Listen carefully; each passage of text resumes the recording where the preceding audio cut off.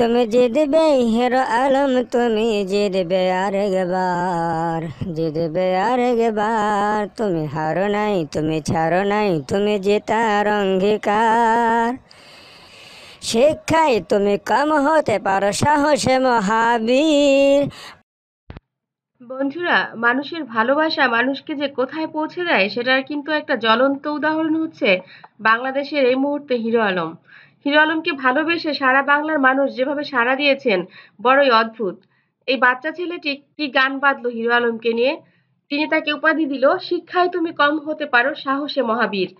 এই ধরনের উক্তি আসলে একটা মানুষ কখন পেয়ে থাকে, যখন মানুষ মানুষের হৃদয়ের একদম ভেতরে জায়গাটা করে নিতে পারে। সত্যি হিরো আলম প্রত্যেকটা মানুষের হৃদয়ে জায়গা করে নিয়েছে। তার গানটি কেমন ছিল?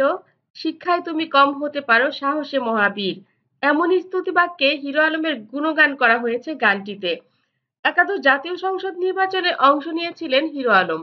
শুরুর দিকে জাতীয় পার্টি থেকে নির্বাচন করার কথা থাকলেও মনোনয়নপত্র না পাওয়ায় স্বতন্ত্র প্রার্থী হিসেবে প্রতিদ্বন্দ্বিতা করেন তিনি। সাধারণ মানুষ থেকে শুরু করে সবার দৃষ্টি ছিল হিরো আলমের দিকে।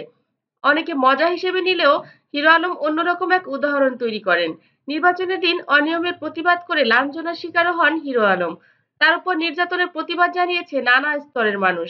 এদিকে হিরো আলমকে নিয়ে ইসলামিক গানের আদলে গান তৈরি করলেন এক কিশোর। নির্বাচনে হেরে হিরো আলম হারে নাই। শিরোনামে গানটিতে হিরো আলমকে বীর হিসেবে আখ্যায়িত করা হয়েছে। শিক্ষায় তুমি কম হতে পারো, সাহসে মহাবীর।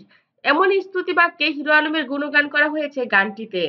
দেশ রূপান্তরকে হিরো আলম বলেন, নির্বাচনে দাঁড়িয়ে মানুষের এত ভালোবাসা পাবো ভাবি নাই।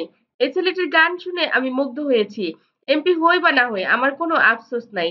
সত্যি এত সুন্দর গান যদি কাউকে নিয়ে কেউ বাঁধে তাহলে আফসোস না থাকারই কথা। তাকে নিয়ে কিন্তু আরো একটি গান আমরা এর আগেও শুনেছি।